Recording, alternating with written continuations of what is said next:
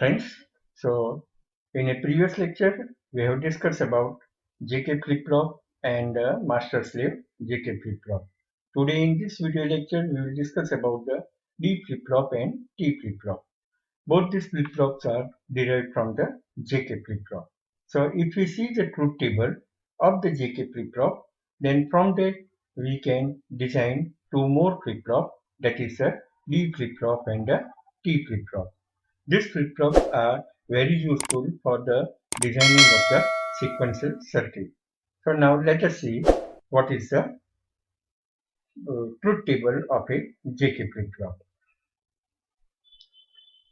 Here you can see the truth table that whenever the clock is zero,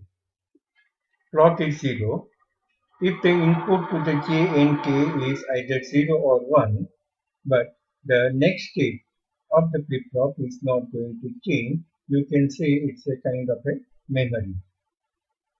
When we apply the clock, means if you have a positive edge trigger flip-flop, and when we apply the 1 to this JK flip-flop, then here if we see that J and K, both the inputs are 0, then here we can see that the output is also not changing, means there is a data is in memory. Then whenever the J is 0 and the K is 1, then the next state of the flip-flop is going to be a 0. You can say that this is a reset condition of the flip-flop. When the J is 1 and the K is 0, the next state of the flip-flop is going to be a 1, and this is known as the set condition of the flip-flop. And the last one, when J and K both are at the high level, then the next state it is going to be a toggle. Means if the previous state is 0, then after applying a clock, it becomes a 1. If the previous state is 1, then after applying clock, it becomes a 0. Now, here you can see these two conditions, that set and the reset condition. Correct? Here, whenever the J is 0, at that time the K is 1. A complement is there. Here, when the J is 1 and the K is 0, means here also both the inputs are complement to each other. At that time, the output of the JK flip-flop is either going to be a 0 or 1. But basically, if we see that whenever the J is 0, then the output of the flip-flop is also a 0. When the J input is high, then the output of the flip-flop is also going to be high. So here we can consider this J as a data, and from that we can make a flip-flop. So this is a variation of a JK flip-flop where we are using only these two conditions, that is a set and the reset condition. So let us see how we can modify this JK flip-flop. So here one can see between the J and K we are connecting a NOT gate. NOT gate is connected, and whatever the input line to the J is there, it is known as a D, or it is also called a data. Now my data can be 0 or the data can be 1 also. So here if this data is 0, then the J input will be 0, but the K input is going to be a 1. And here you can see that J input is 0, K input is 1, then after applying the clock pulse, the Qn plus 1 is going to be a 0. So whatever my data is there, the same data is appear at the output. Or you can say after applying the clock, the 0 is stored by the flip-flop circuit. Now if you look at this another case, that now instead of 0, if my data is 1, means the k input is going to be a 0. So here you can see in the truth table, when the j is 1, k is 0, then the flip-flop is going to be a sag. It means this output is going to be a high. So here again you can see my data input is 1. Then after applying the clock, the next state of the flip-flop is also going to be a 1. So in this way, if the data is 0 or the 1, then this flip-flop is going to store 0 or 1 whenever we apply the clock. And therefore, this flip-flop is known as a D flip-flop, or it is also called a data flip-flop. So now let us see the truth table. The truth table is very simple. So if I will write the clock input, D input, and what is the next state of the flip-flop. If the clock is 0, my data is anything, but the output of the flip-flop is not going to change. It will remain in a previous state. That is a Qn. So if the previous state is 0, it will remain 0. If it is high, remain high. When we applied a high level or the positive edge to this clock, the positive edge of the clock is applied. And if my data is 0, then after the clock, the Qn plus 1 will be 0. If this clock is 1, my data is 1, then in this case, after applying the clock, my next state is going to be a 1. So this is the truth table of a D flip-flop or the data flip-flop. This data flip-flop is widely used in the registers. You can have a 4-bit register or a 8-bit register or a 16-bit register. If you have the 4-bit register, means there will be a 4D flip-flop will be there. For a 8-bit register, there will be a 8D flip-flop will be there. And each flip-flop will memorize the 1 bit. So in this way, for making the array of the memory, the D flip-flop is widely used. Now, let us see what is a T flip-flop. Now, let us see what is a T flip-flop. So, again we concentrate on a truth table of a JK flip-flop. Now, here if we see the last condition of the truth table, that whenever the J is high, K is high, then the output is going to be a toggle. Means that if this previous state is a 0, then after applying clock it will be a 1. If the previous state is a 1, then after applying a clock it is going to be a 0. So here the T flip-flop, the J and K both are at a high level, and the output of the flip-flop is go on toggling whenever the clock pulse is applied. So if we see the circuit diagram or the logic diagram, then it is like this. You can see that the J input and the K input both are connected to a high level, and here we apply the clock pulse. So whenever the clock pulse, here we have a positive edge of the clock pulse.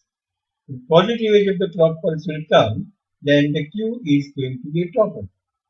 So if the Qn, that is the previous state, is 0, after applying this clock, the Qn plus 1 will be equal to 1. Then again if we apply the clock, the second clock will be applied, then my next state Qn plus 2 become a 0. Again the clock is applied, then the next state is going to be a 1. So whenever the clock pulse is applied, then the output is going to be a toggle, and therefore this is known as a T flip-flop, or it is called a toggle flip-flop. Now this toggling can take place with either a positive edge of the clock or a negative edge of the clock. Now if we see what is the truth table, then the truth table will be, we apply the clock and what is the next state. So the clock is not applied, then it will remain in a previous state. Or you can say the clock is 0, or you have not applied, then the state of the flip-flop is not going to change. When we apply the positive edge of the clock, then the output is going to be a toggle, it becomes a Qn bar.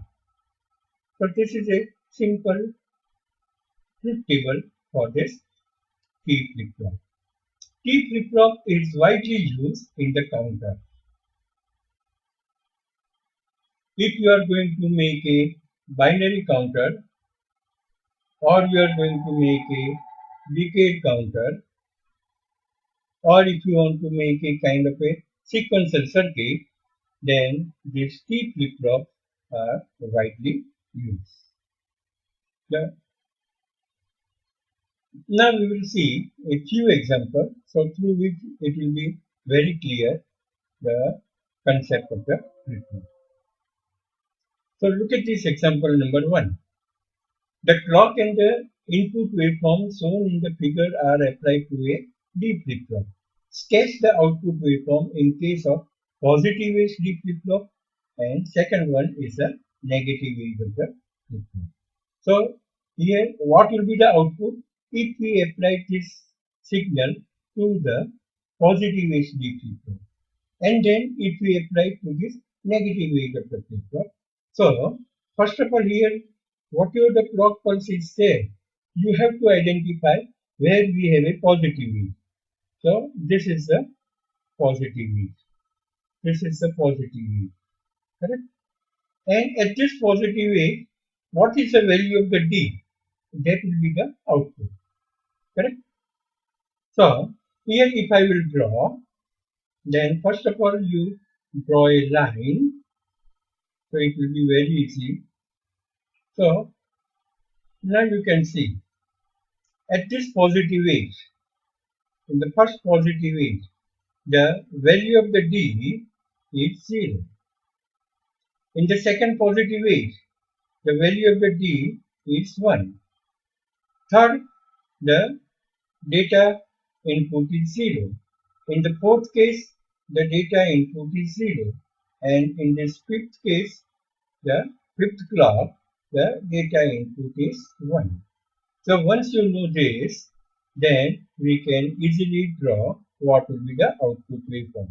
So here at the positive edge, the data input is 0, so it will remain 0 in the output. Remember. Now at the second positive edge, the data input is high, so it will go to the high level. Now remember, here the negative edge is coming, but the flip-flop is not going to change the output, and that's why it is remaining at a 0 level. Here again the negative edge is coming, but the flip-flop output is not changing, so it will remain at a high level. Okay. Now again, at this positive age, the data input is 0, so it goes to 0. And again, at positive age. Now in between you can see the data is changed from 0 to 1 and 1 to 0.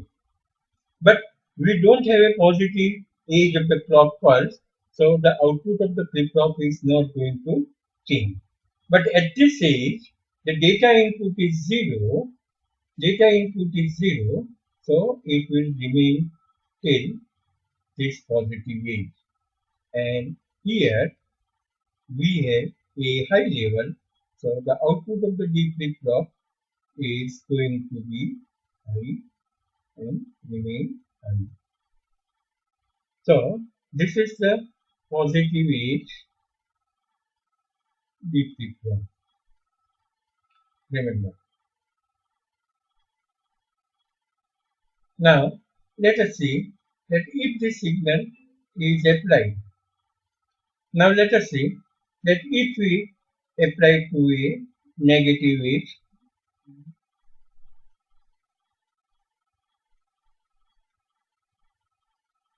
D flip-flop.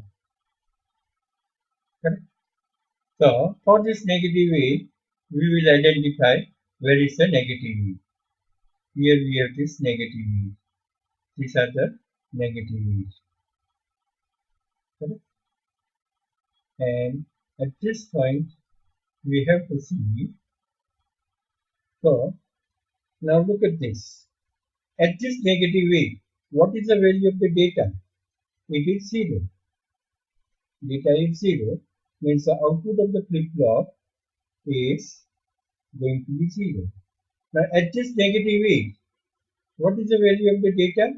It is a 1. With this negative age, data is 1. At this here also it is 1. And here it is 0. Okay. Now we can draw this waveform. So for this age, data is 0. So it will be 0 and remain 0. Here the data is 0. But with this positive age, it is not going to be changed the state. So again it will remain 0 till the next negative age is coming. Next negative age, we have a high level, so it becoming high.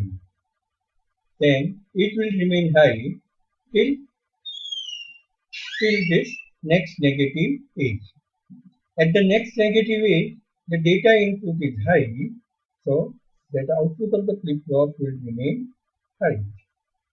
And now again, with the next negative age, the data input is high, so it will remain high.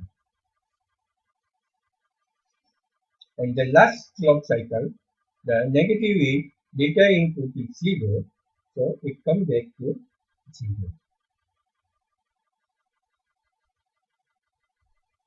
So in this way, if this data input is given to either a positive age D flip-flop or a negative age D flip-flop, you can draw this waveform. Now let us see the another example. Second example, a 1 kHz clock is applied to the T flip-flop. Draw the output waveform in case of a positive age T flip-flop, negative age T flip-flop, and also determine the frequency of the output wave. So here, first of all, we will see for the positive age T flip-flop, and I will identify the positive age of the cycle clock. Okay. These are the positive age of the clock. And here you can draw this line, so easily you can draw this waveform. Now here, to draw the output waveform, we assume, let us say the previous state of a T flip-flop is 0. Correct? Then here the previous state is 0.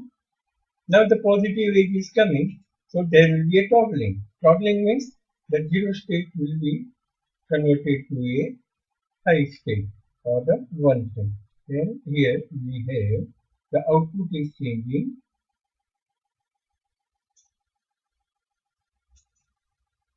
This output is changing from 0 to 1. Again, in a next clock cycle, the positive edge is coming. At that time, my previous stage is high.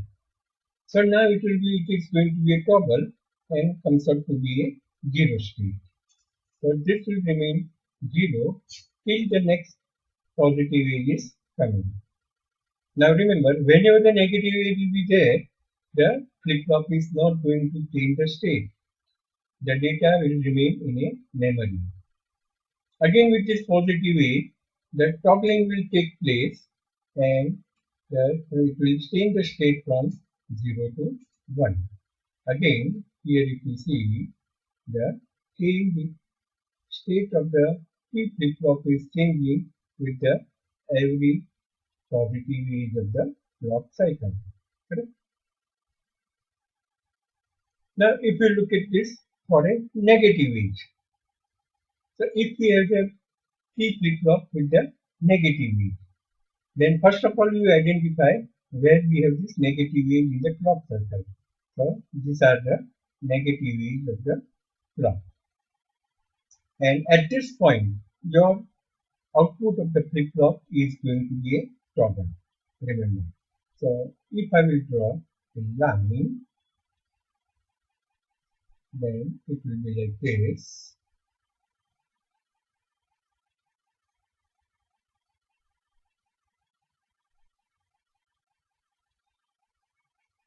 So here we assume that the previous state of the JK flip-flop is a 0. Qn is 0. Again here also we assume that the previous state is 0 and the toggling will take place whenever the negative edge is coming. So up to a negative edge, the output of the flip-flop will remain 0. And here it is now going to be toggle. So the state is changed from a 0 to 1. Again, the negative edge, the output is going to be toggle, the case, and then it is remain 0. Here the next negative edge is coming, then it is changed from 0 to 1.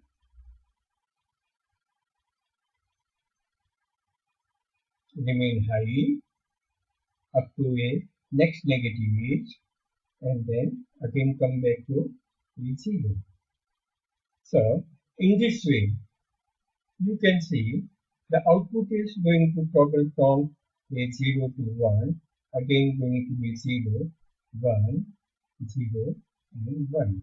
Same way here also it is 0, 1, 0, 1, 0 and 1. So these are the output waveform of a positive edge T flip-flop and the negative edge T flip-flop. Now what we have to determine? Determine the frequency of the output wave. Remember, what is the frequency of the clock? Frequency of the clock is a 1 kilohertz. Frequency of the clock is 1 kilohertz, or you can say 1000 hertz. So from this you can calculate what is the periodic time. Periodic time is 1 upon f. So 1000 and this will come out to be a 1 millisecond. So what does this mean? That this time period of the clock pulse is a 1 millisecond. Means the positive edge or the negative edge, that time period is going to be a 0.5 millisecond. Now if you look at the waveform, then you will find that one clock pulse is this much time period. So this much time period means that it covers a 1 millisecond as well as a 1 millisecond. So it is a 2 milliseconds. So the time period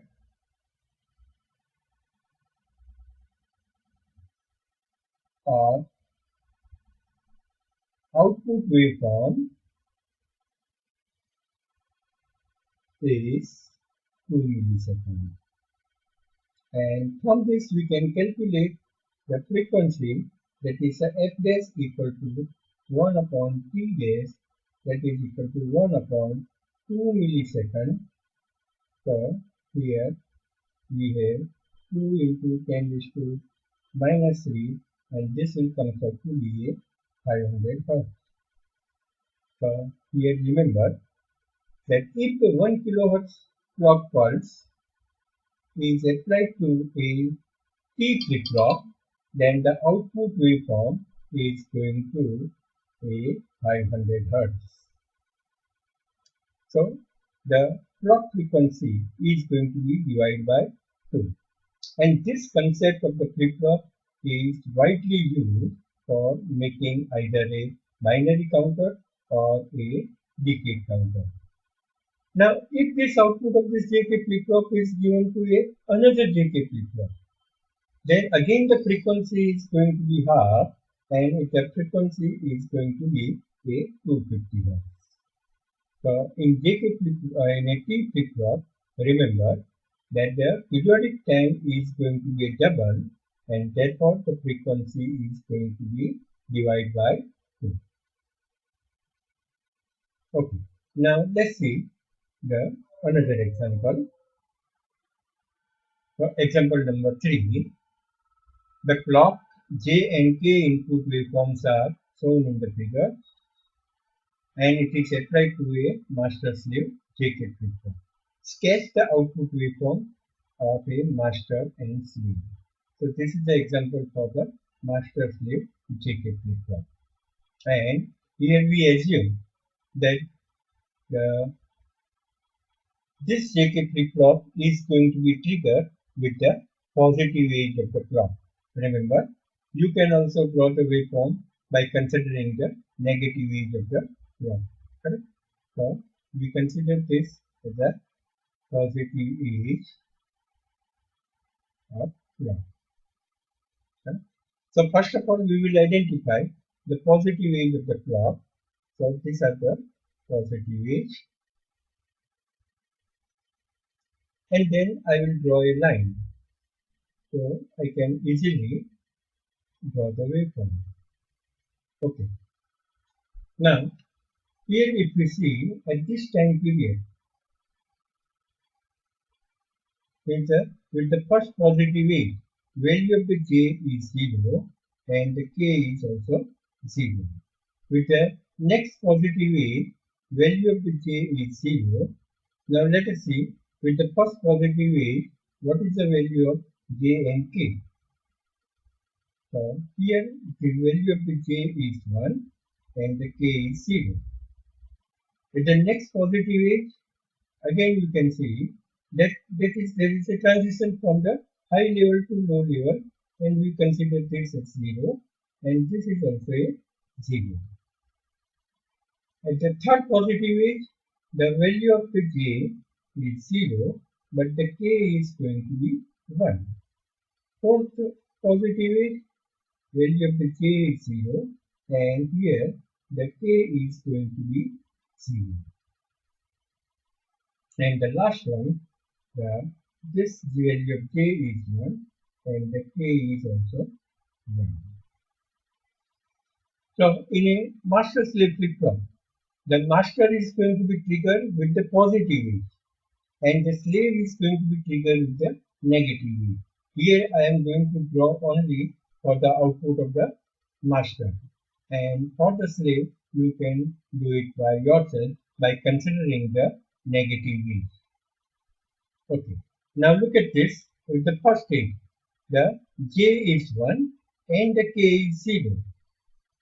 So if you see the truth table of the JK flip-flop, when the J is 1 and the K is 0, the flip-flop is going to be in a set condition. So here it will be high level.